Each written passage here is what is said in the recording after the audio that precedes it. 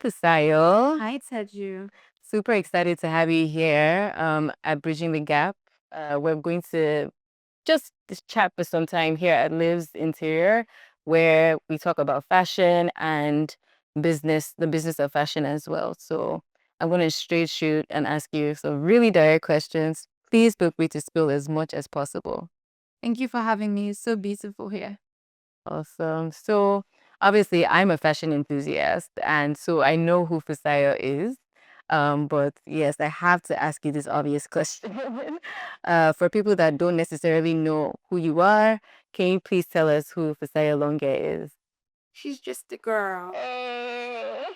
No, so I grew up in Lagos, Nigeria. So much of who I am is shaped by my upbringing. I live in London.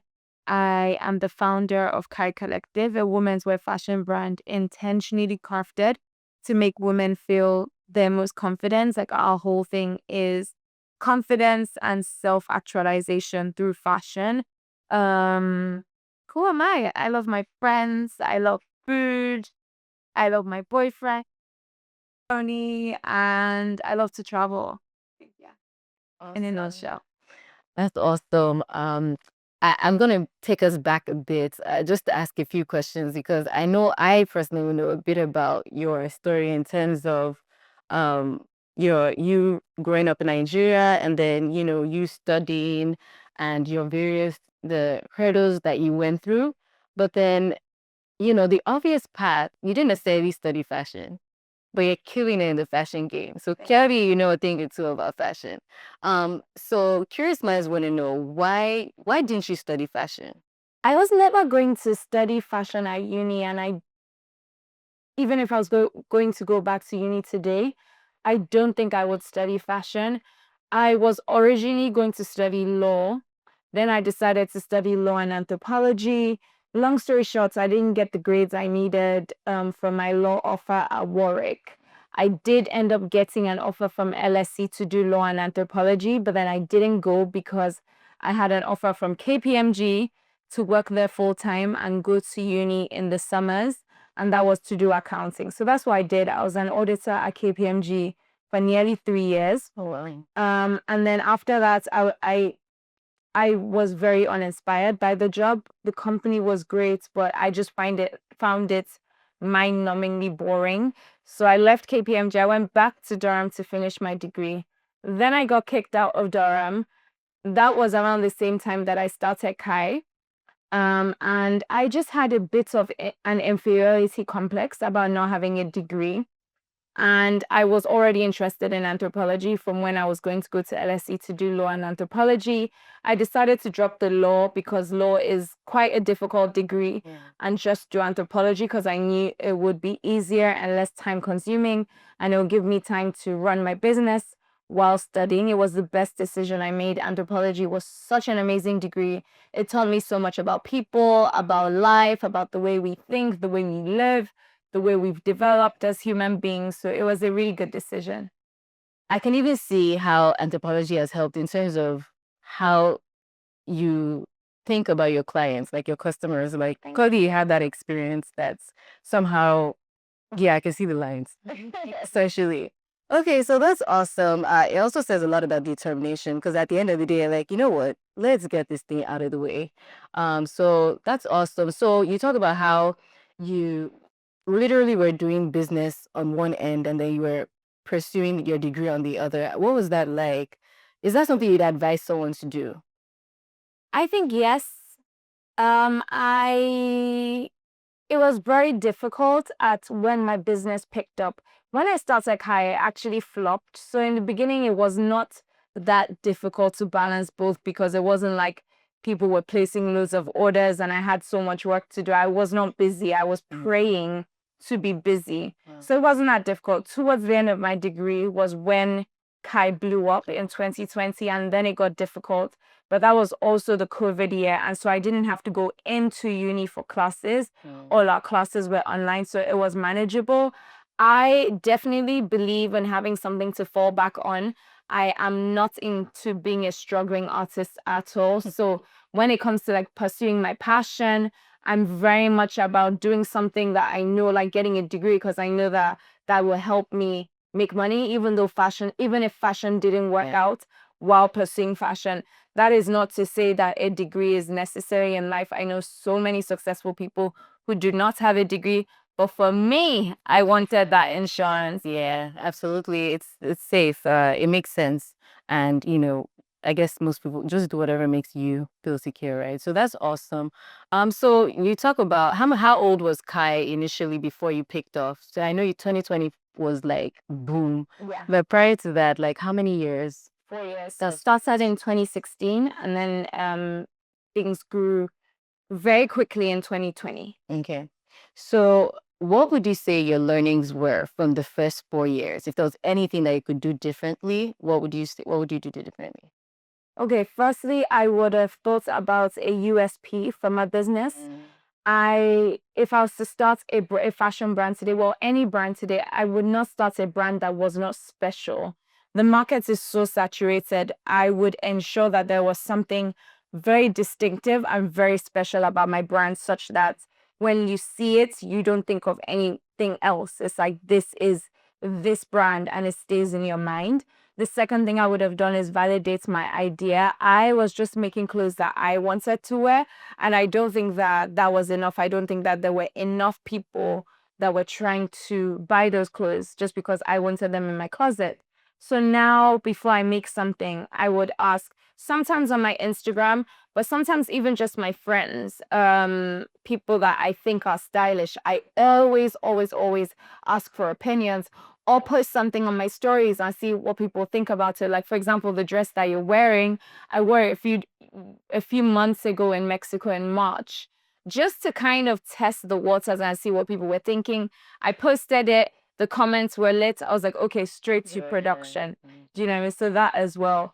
And I would involve my community a lot more from the beginning. I would be so laser focused on community building and building the brand with my followers, because I had a fashion blog. So I already had a few followers, and I would have been, in the beginning, I did not like to ask questions because I hated to look like I didn't know what I was doing. I thought if I asked questions, then people would know that I didn't know what I was doing, because a lot of the time I did not know what I was doing. But I wouldn't have had that fear. And from the beginning, I would have built the brand together with my community. That's amazing. That's amazing advice as well. Like, thank you so much for sharing. And I'm just gonna piggyback on something that you just mentioned about your community. Like, Kai, like, is a cult. Like, seriously. So Kai is a movement. Like, literally, homecoming, you're here in Lagos, and my goodness, there are lines, literally lines of people waiting outside the store. Because girls don't like to queue up. Absolutely. And then there's a lot of construction work. Like, a lot of people don't know the hurdles that people had to go through to actually make it to the line. I'm so grateful. It's been amazing to actually go through that. So Claudia, you have a thing or two that you can share about maybe people that are looking to build community. Like you said, this is something that's actually valid, even if it's not a fashion brand, regardless of the business that you're trying to run. Do you have any advice in terms of how to successfully build a community? Because your community is strong and inclusive. Thank you. Community has become such a buzzword. And when I first started building community, I didn't go into it intentionally to build community. If I was starting a brand today, I definitely would go into it intentionally to build community. But it's happened incrementally, and there are different things that have helped that. Number one, standing for something. I'm very clear about what I believe in, what I don't believe in, and I say not everyone likes me, and that's absolutely fine. In fact, that's better. I feel like the best brands, the most successful people are polarizing. They share who they are, what they stand for. They're not people pleasers. Some people like me, some people don't. Amazing. I think that's one thing, because then you get people who feel strongly about you. Do you know what I mean? Like, it's like you don't want to be average. You don't want to be lukewarm. What's the word? Lukewarm. Right. Because then people won't remember you. You want to be distinct, and you need to not be scared of people disliking you. So there's that. I'm very clear about what Kai stands for. We are for women. We are feminist. We women are our priority. Women's confidence is our priority. Women's feeling limitless, knowing that they can achieve whatever they want to achieve, putting themselves first, not being male-centered. That's who we are. I make that clear.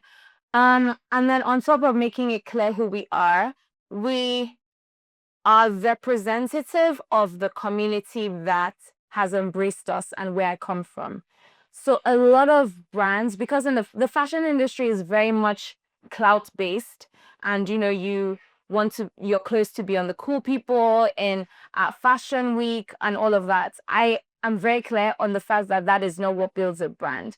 What builds a brand is making the women who wear your brand feel special. Yeah. And so that's my priority. I'm not chasing the people that don't validate the brand. I'm not looking for that industry validation. I'm looking for customer validation from women who look like me, women who value the brand. And I make them feel special. I make them feel valued. And I create opportunities for us to meet each other and discover how like-minded we are and create conversation from there. I think that's the foundation of it. There have been different things over the years that have built on top of each other. Things like, encouraging women to show their bodies no matter what size they are. Yes. So one of our most successful pieces, well, our first successful piece, the Gaia dress, when Kai blew up, was a shared body hugging dress that people wore from 2XS to like 5XL, right? So we had plus size women showing every curve, every shape on their body in a see-through mesh dress. Yeah. We were not like, oh, because this person is plus size, they should cover their body up. No, they should show their body. They should be just as confident. They have every right to show every curve just as any slim person. Do you know what I mean? Yeah. And over the years, I don't know, you've just been here for the girls and the girls record, yeah.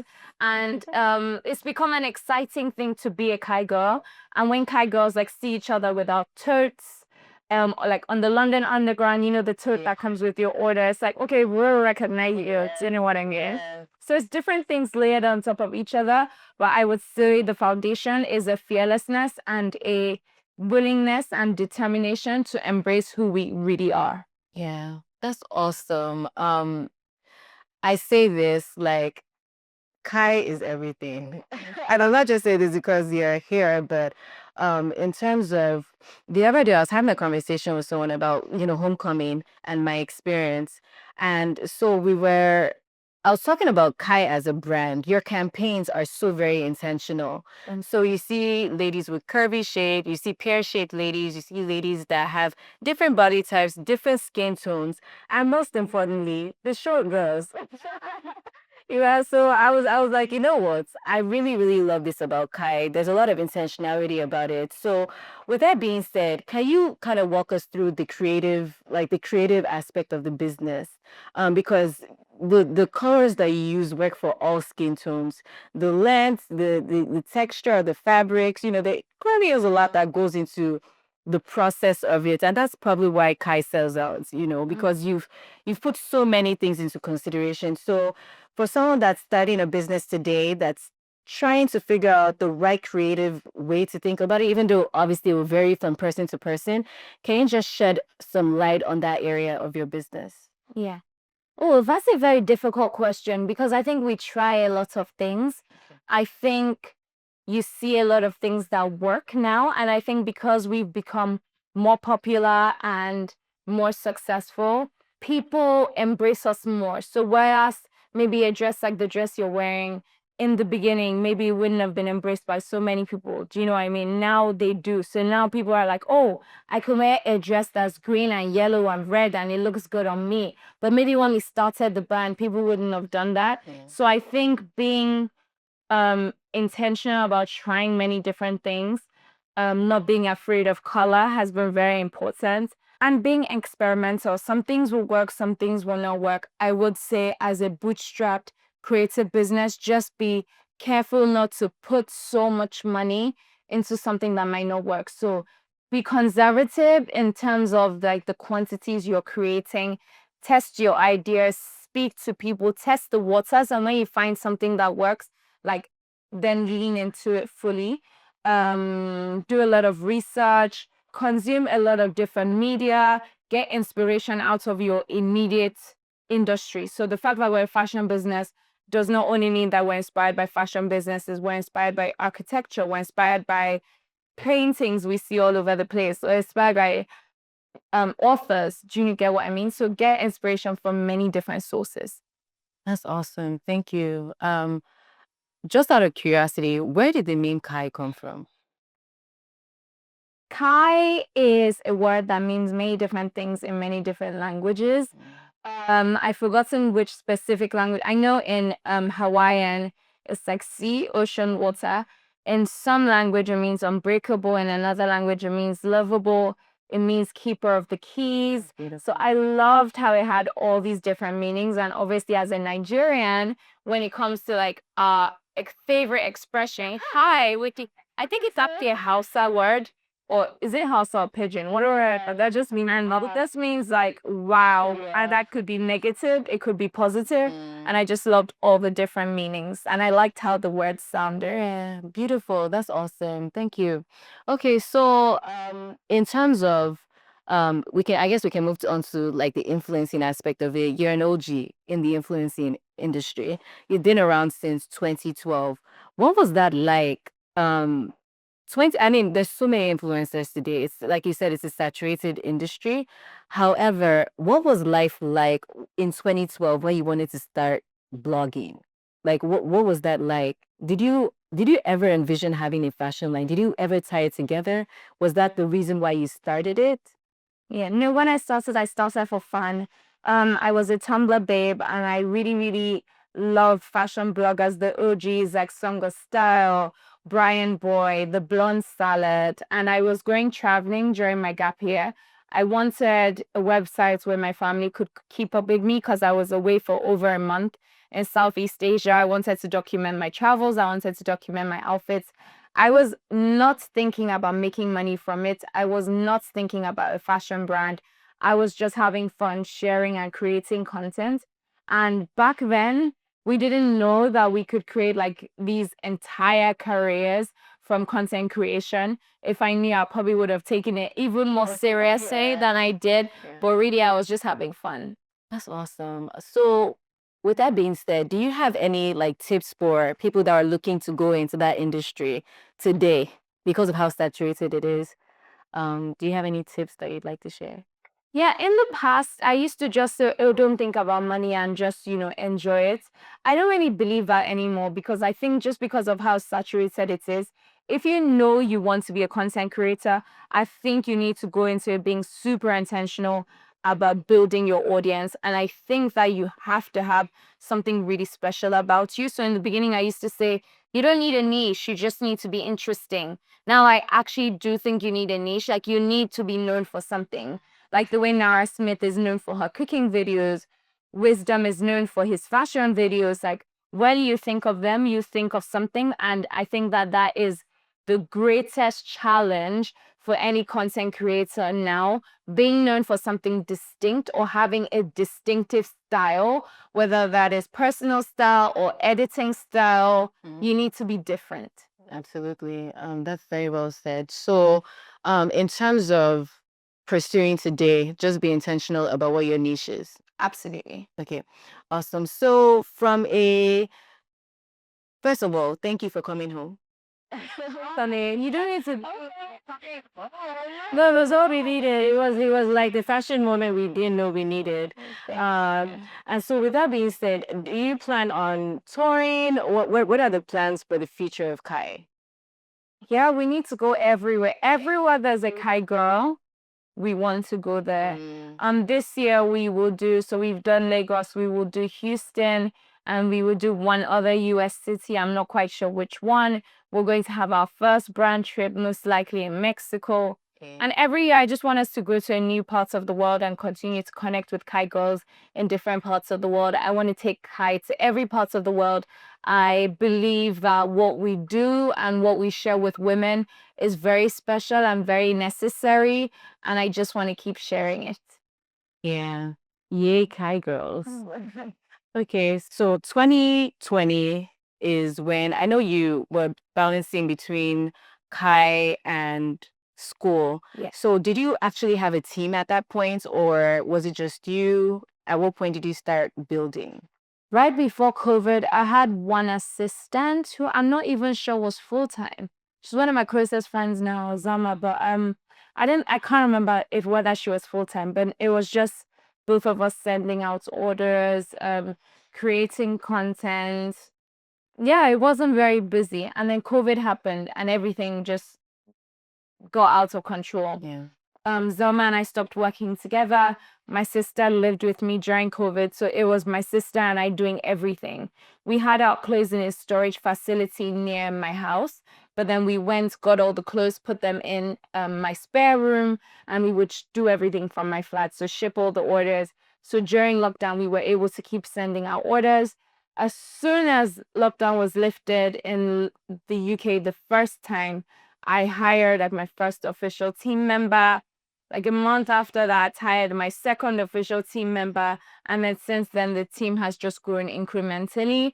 Kai would not be the business that it is today without the team that has grown it. It's taken a lot of different ideas, a lot of people talk about diversity and representation. And I think a lot of brands don't realize that to be diverse and to represent lots of people, you actually have to have different kinds of people working in your brand. That is where the diversity comes from. That is where the different minds and the different schools of thoughts, it comes from literally having different people in your brand. So the team has been absolutely crucial. Even the fact that I get to be in Lagos right now and my business is still running, orders are still being sent out. I'm not worried about, people not handling customer service. That is because of the team. And I actually, while I've been here in Lagos, I've seen the importance of a good team. This pop-up that we just had at Alara is the least stressed I have ever been at any Kai event. The way they handled it so professionally from beginning to the end. It was such a great experience for me. So really, the team is the magic. Awesome. So that's the secret sauce. Awesome. So you talk about, the growth of the business, but obviously this was as a result of, the explosion that happened in 2020 with the Gaia dress, right? So what happened? Like, what was the inspiration behind the Gaia dress? So when Kai launched in 2012, I said before, it flopped nearly as soon as it launched. It just, even though I had followers, it really just did not pick up like I thought that it would. And it was just because the product wasn't where it should be. Just was not creating enough that people wanted. And so I went back to the drawing board. It was around the time that everyone was like being super minimalist. And I was like, I need something that is inspired by my upbringing, by my home. I need color, I need vibrance. And I worked with Adebusola of Greeks Pass and Bank. She's based in Lagos. And we came up with the Gaia print. And it was just inspired by fluidity. It was inspired by the earth. It was inspired by the sea. And we knew that we just wanted a lot of color. We wanted it to be different. So people say that having a mentor is a good thing, and people have various mentors for different aspects of their lives. So with that being said, over this journey of Kai, like, do you have any mentors or anyone that you kind of rub off ideas off from when you have various challenges in the business? I would have loved to have a mentor. I would love to have a mentor right now.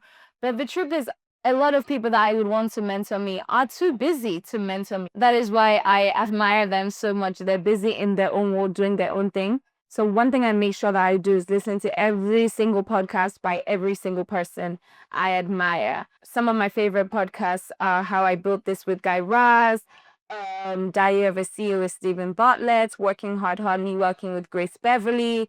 I am a business podcast girl. And I've learned so much from the greats, like people like Sarah Blakely, who started Spanx, who I look up to so much as an innovator.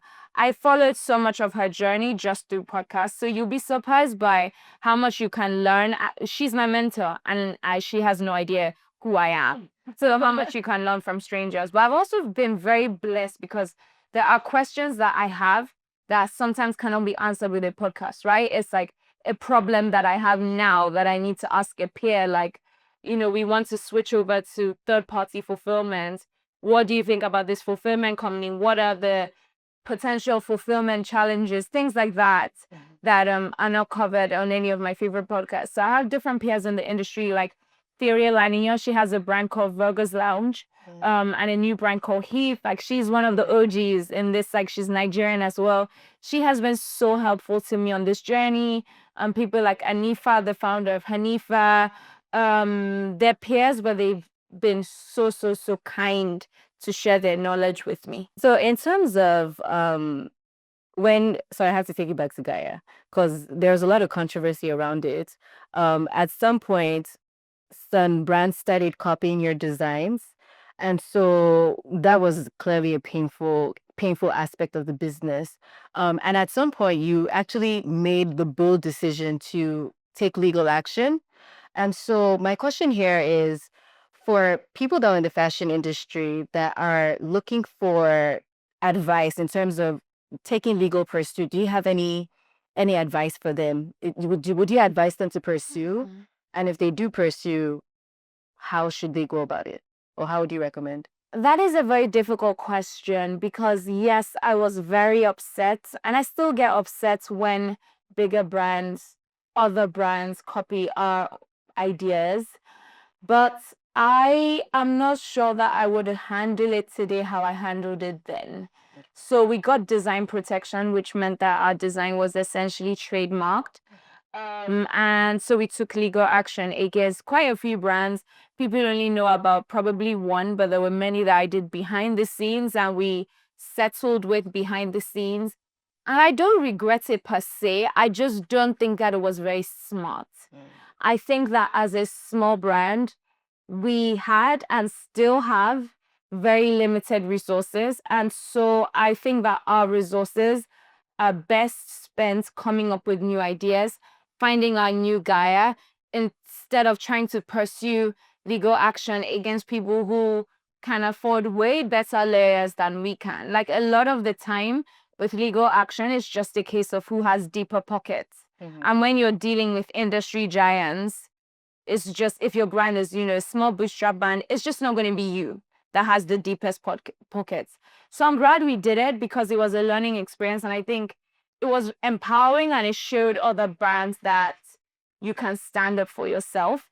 I think what was most valuable was making it clear that we were the originators of it, and people on Twitter, coming behind us and supporting us, and saying, stop stealing from Kai. That was what was most valuable. Whereas the legal action itself, we only ended one of the legal battles like a year ago. Do you get what I mean? Like, it was so time consuming, so expensive, that really most of the money that we settled for, in the long run, it wasn't actually that financially beneficial, because we spent a lot of it fighting these battles. So I don't know, it's very subjective. I would say it depends on how precious you are about your ideas. I think it's important to protect your ideas, so do everything you can to, whether it's trademark, copyright, patent, design protection. If you can get it, definitely get it, because you will never suffer for having protected your brand. But in terms of legal action, it depends on what matters to you. If you're okay with the anxiety of, like, a bigger company potentially counter-suing you, and you don't have a problem with that, then do that. Whereas it made me very anxious, and it's not really something I would do again. I don't think. That does not mean that everyone should come and copy it. But so I think that's how I feel about that.